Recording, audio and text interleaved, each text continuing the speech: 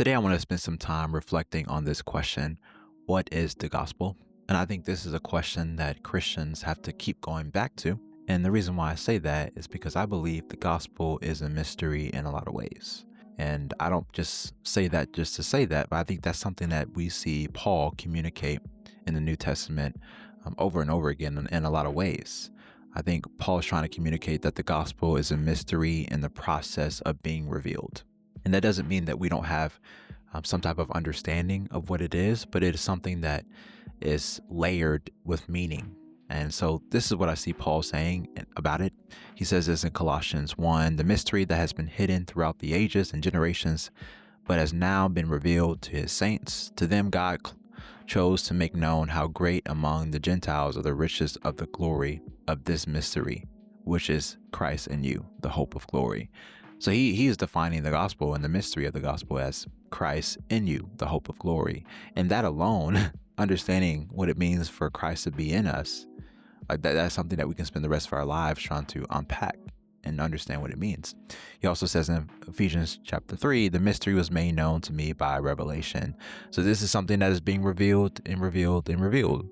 Also, we see in Romans 16, now to God who is able to strengthen you according to my gospel and the proclamation of Jesus Christ, according to the revelation of the mystery that was kept secret for long ages, but is now disclosed. So he's talking about just the grand narrative of God's activity that is now being revealed in Jesus in his lifetime. But this is something I'm convinced that continues. And in 1 Corinthians chapter 2, he says, but we speak God's wisdom, secret and hidden, which God decreed before the ages for our glory. So we also might say that the gospel is God's wisdom.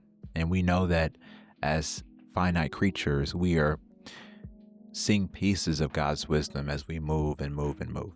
Something else that might be helpful for me in understanding the mystery of the gospel might be a definition of mystery itself, which I see in Richard Rohr's writings. He says this: mystery is not something that you cannot understand, but is something that is endlessly understandable.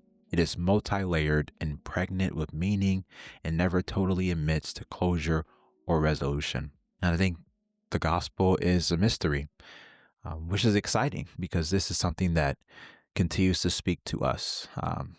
Even as time changes, as language changes, as understanding of reality changes, I think the gospel still speaks because it's something that is multi-layered and pregnant with meaning. With that said, I'm going to make an attempt to define or pinpoint how I am understanding the gospel at this point in my life.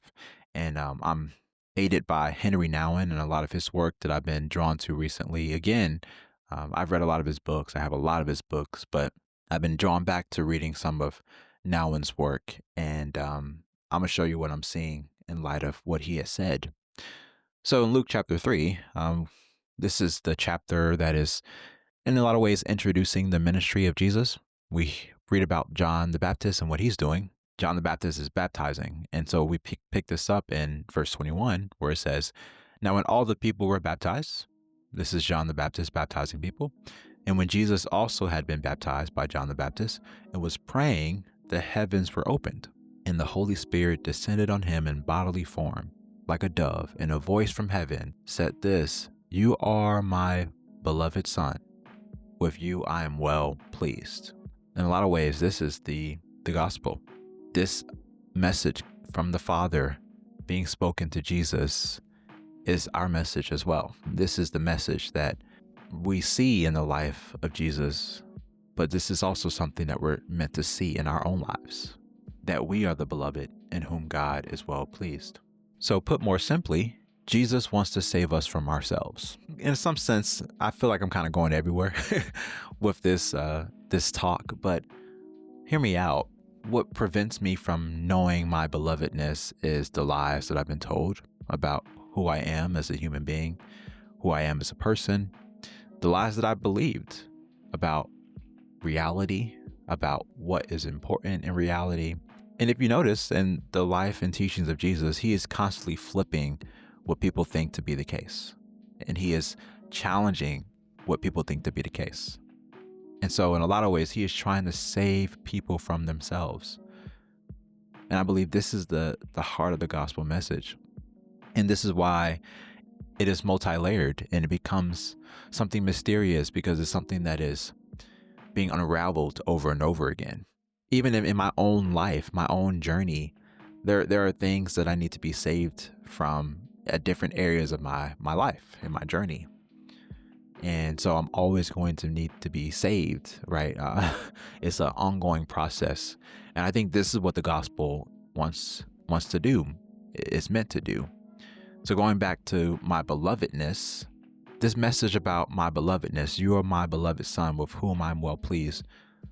And the fact that Jesus wants to save me from myself, how are those two connected? I think I'm being told in a lot of different ways, and I think humanity has been told in a lot of different ways that we are not enough, and that who we are is corrupted, right? And there's some truth to that, but that's not the end of the story.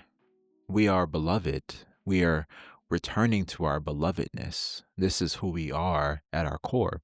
And so when Jesus saves us from ourselves, he is saving us from the lies. He's saving us from the distractions, from these different stories, and he is inviting us into his story. This is what is happening in the gospel. This is what is happening through the life and teachings of Jesus. And this is good news. Another way to say that is that the good news is that we are the beloved in whom God is well pleased. This is something that Henry Nouwen talks about often. You can read this in his book, Life of the Beloved, where he argues that when we receive our identity as the beloved, we just naturally get back into this rhythm of love and service to our fellow man. It begins with trusting that we are indeed beloved, and that changes everything. And that's something that's been true in my life as I try to open myself to my belovedness. And I also recognize the belovedness of the people around me or even creation itself. There's something that happens within me. There's a shift that happens. There's something that I'm being saved from. And I struggle to put it in words. I struggle to describe it. But I know that it is something good and something that I want to continue to happen in my life. So I will continue to ask questions about the gospel and what I need to be saved from. And also remembering that ultimately I am the beloved in whom God is well pleased. This is the truth. This is the good news. This is the gospel.